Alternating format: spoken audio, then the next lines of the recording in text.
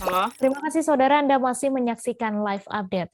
Upaya penertiban tempat hiburan malam yang dilakukan oleh pihak pemerintah Kabupaten Serang tetap dilanjutkan.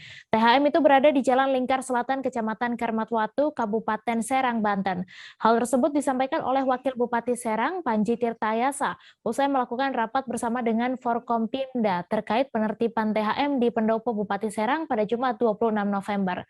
Untuk kabar selengkapnya akan disampaikan rekan Desi Purnamasari, wartawan Tribun Banten yang kini sudah terhubung bersama kami. Halo Desi. Iya, halo rekan Mei. Iya, silakan dengan informasi Anda berapa personel yang akan diturunkan. Ya, baik, terima kasih. Sebelumnya memang pemerintah Kabupaten Serang telah berupaya untuk menertibkan tempat hiburan malam yang ada di Jalan Lingkar Selatan, Kecamatan Kramatwatu, Kabupaten Serang tersebut.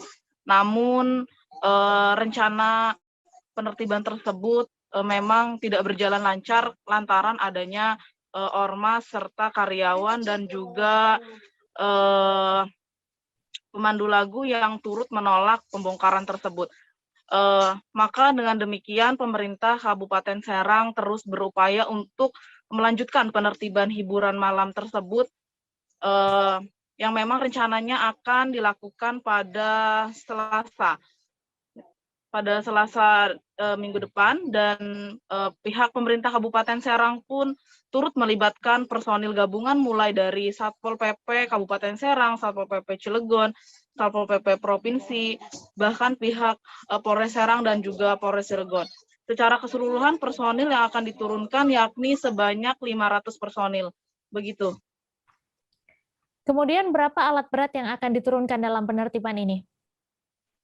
Ya, untuk jumlah THM-nya sendiri juga yang akan dilakukan pembongkaran yaitu sebanyak 7 THM dengan menurunkan sekitar 4 alat berat untuk melakukan penertiban di THM tersebut. Selain itu juga pihak dari pemerintah Kabupaten Serang pun akan juga turut menurunkan